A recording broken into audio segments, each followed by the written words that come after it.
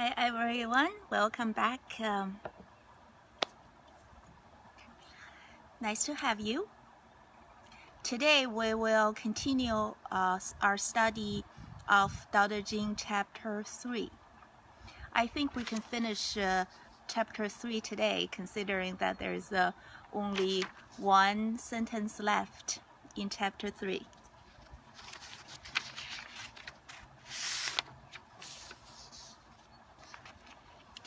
The last sentence in chapter 3.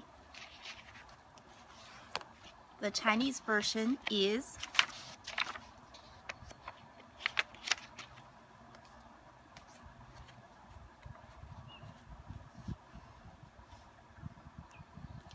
为无为，则无不治. And Stephen Mitchell's translation of the sentence is practice not doing and everything will fall into place. I really like this sentence.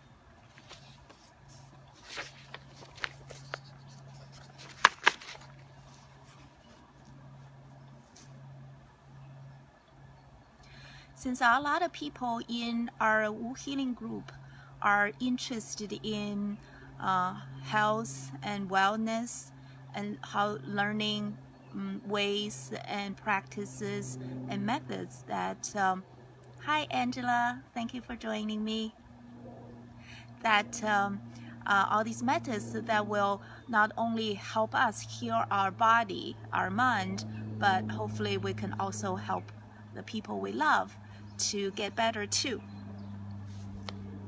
And there are a lot of health and wellness practices in the Taoist tradition.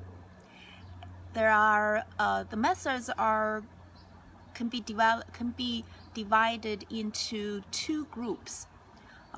One group is called Jing Gong, and the other group Dong Gong. Jing Gong, Jing means quiet. Jing means not moving, so not doing. And so the other group, it's then probably clear to some that Dong Gong, Dong means move, motion. So one category of practice is the quiet practice, and the other one is the moving practice. And in this Jing Gong group, there are two main methods. There are probably other methods too. The two main methods, one is 打坐, and the other one is 站桩. 打坐 is here really translated as meditation. And 坐, the word in Chinese, the word 坐 means sit. So 打坐is a sitting meditation. And then 站桩, which is also a common kind of Jing Gong, is 站 means standing, and 桩 in Chinese, like in 树桩, means tree stump. So 站桩 is like standing as a tree stump. So standing and not moving. So one is 打坐 is the sitting meditation, and 站桩 can be seen as a standing meditation. And other practices like Tai Chi, also 八段锦, and are considered in the Dong Gong group, with like use through the body movement to help to guide the qi, lead the qi to move and help the qi to become smooth in our body. When I read this sentence, practice no doing, everything will fall into place, remind me of experience I had. I would like to share with you. So that was probably a little over 3 years ago. I went to California to attend a workshop that was given by my guru. So I learned a lot of these both Zhan Zhuang, Da and some of the moving exercise. For example, the 6 words breathing exercise we just had before this class. That can be considered, I think, one of the Donggong. So after the workshop, and I got into a car accident. So I actually got a pretty bad case of whiplash. I think when right after the accident and a couple days after, I didn't really feel much, and I was feeling like, oh, it wasn't bad, and it seems like it was fine. However, as the week progressed, and I felt my shoulders, my back, just muscles getting so tighter and tighter, so tight. And I was trying different ways. I was trying to rubbing it and trying to massage it, kind of stretching out. But they help a little bit. But still, the muscles are still so tight and wasn't really getting any better. My guru have said to me after the accident, saying, she told me just practice what I told you, and that those exercises will help if there's any effect from the car accident.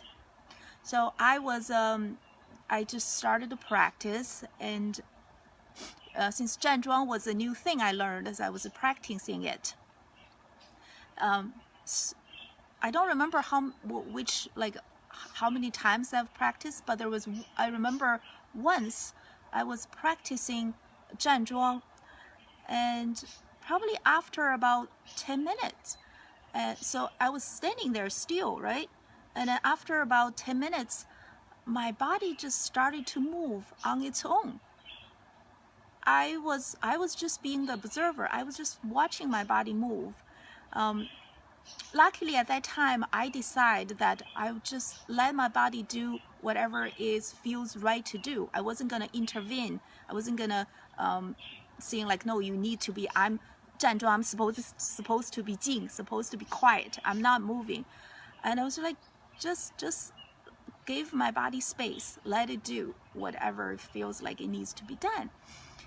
And it was just moving. My arms was started to move. I was moving in this like very, very kind of weird way that I would not, like using my mind, I would not think about that I should be doing this way.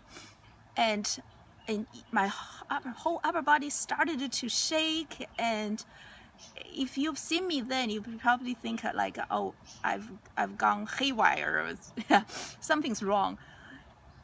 And then after, I don't even know how long, I was just watching it, let it do its thing, maybe 10 minutes, maybe 20 minutes, and my body started to quiet back down. And my shoulder, my back was for the first time after the accident that I just feel like it relaxed. It was such I think that was beginning. My daughter was still pretty young at that time. I didn't know how many times I was able to do the standing Zhan Zhuang, but I did it as many times as I could. I think that was the point that I was starting getting better from the effect of whiplash. That was quite of an eye-opening moment for me.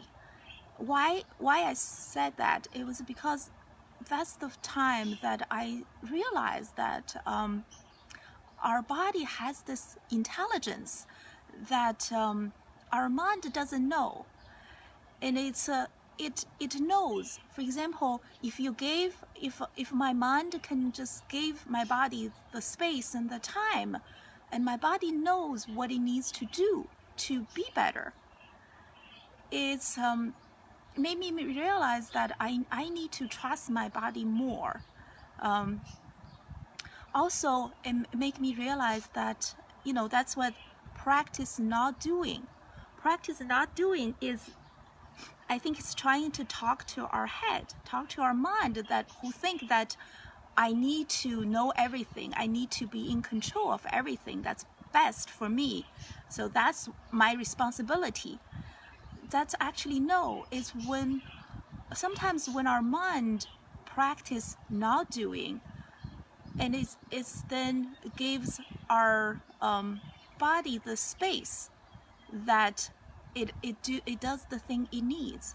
It's like during Zhan Zhuang, when you're quiet, then the inside of you can start to really move the way it needs to be.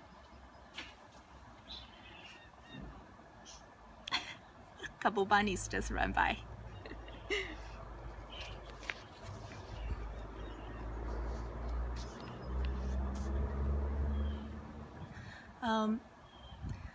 So it's another thing I want to mention is that from this the story also as I was talking the story make me think about I do want to caution people who, if you're into meditation or Zhan Zhuang or all these practice, you probably oftentimes you probably hear about fellow practitioners and they've talked about their experience, and they probably would talk about things like when they're into a deep state during meditation or dazuo or Zhan Zhuang or Tai Chi, and they can probably, like say, they'll feel the qi move one way or the other in their body. And there was one saying in Taoist practice is 叫打通小周天.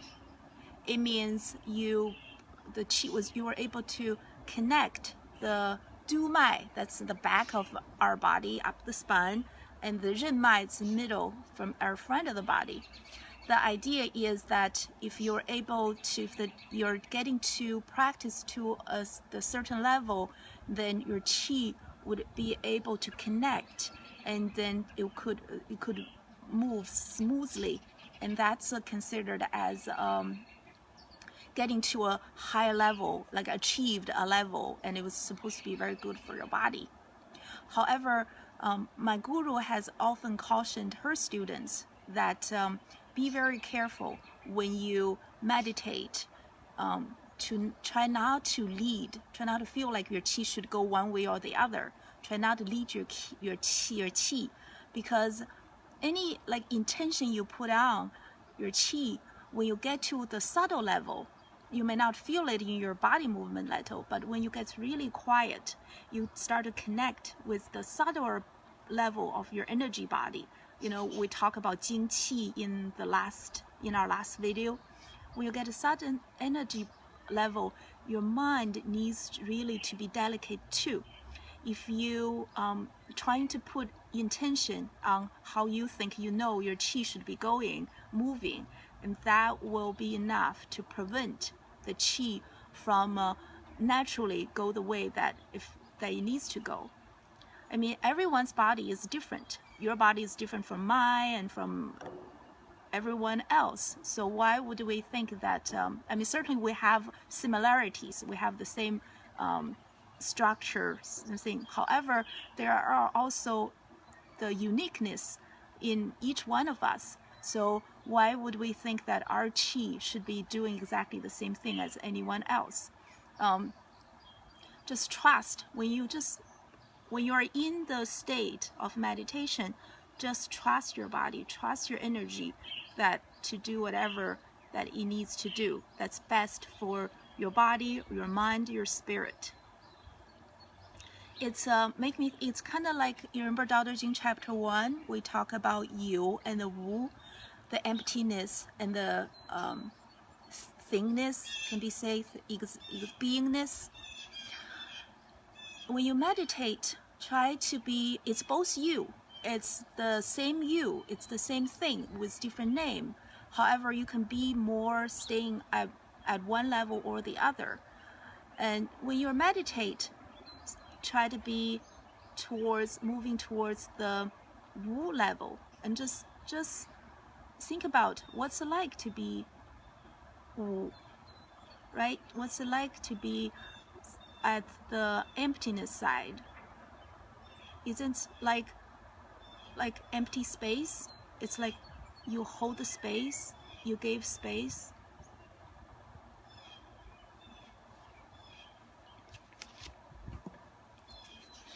And that goes also with, for example, Tai Chi. The new beginners, which I'm one certainly, is we sometimes wanted to focus on make sure we get the posture right, we get the movement right, we do exactly perfect. However,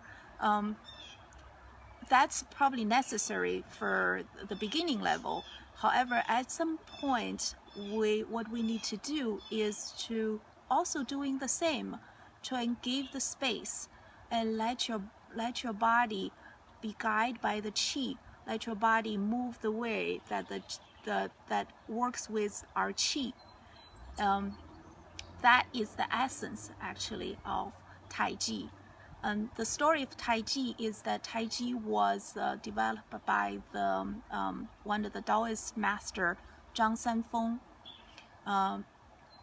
It was the story is that when he was in this deep state and his body started to move and in this pose, and then later on he developed this Tai Chi Quan.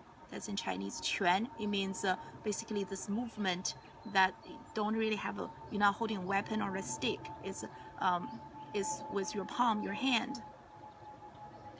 That's where it's come from. Any of the movement that coming just naturally from deep inside, that at that moment is the right movement for you and for every one of us.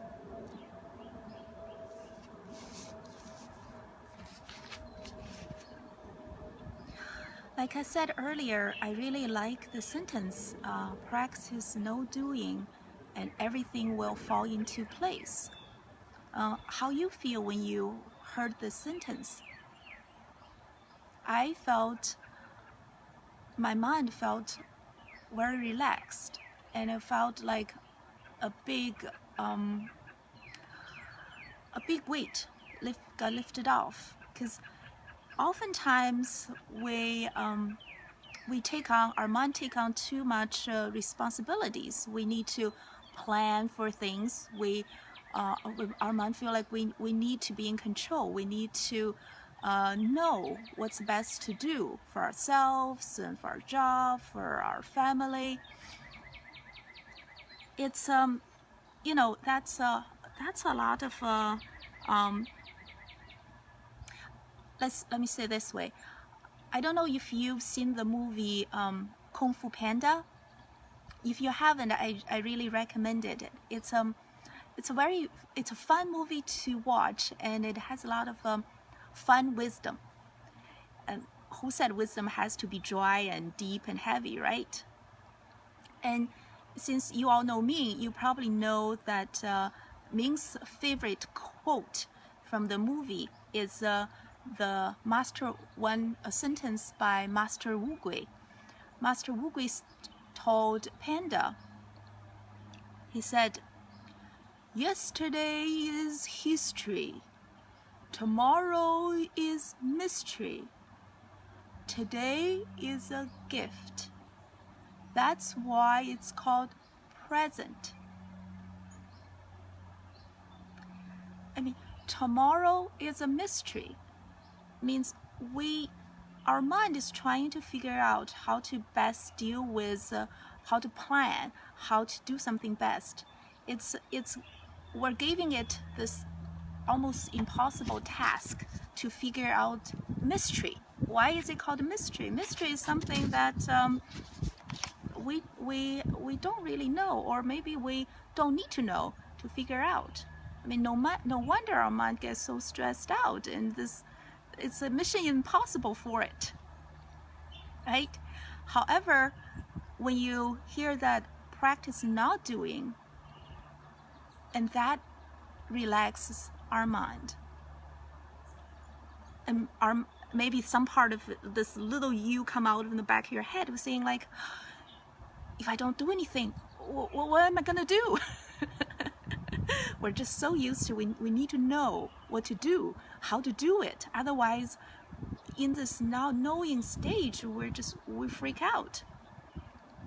However, I don't know if you have noticed in your life, I found that sometimes the more I stressed out, the more I feel like I need to do a better job. I need to do this and that. Just the fact that I'm having this burden, this pressure on me is actually maybe exactly the thing that's keeping me from doing the best I can do. When we go into something, no expectation, no this responsibility of we need to do a good job. It's on us to hold this, to make sure everything works out. And ironically, we do better than, when we go in all stressed out and all worried about things. It's not saying we're not doing anything. It's just taking the, be aware that it's okay. It's okay now to don't know how something will work out and go into it. Trust that things will work out. One way or the other. May not work out the way our mind has planned for it, but it will work out. Have the trust. Life will be good. Love you. See you next week. Bye-bye.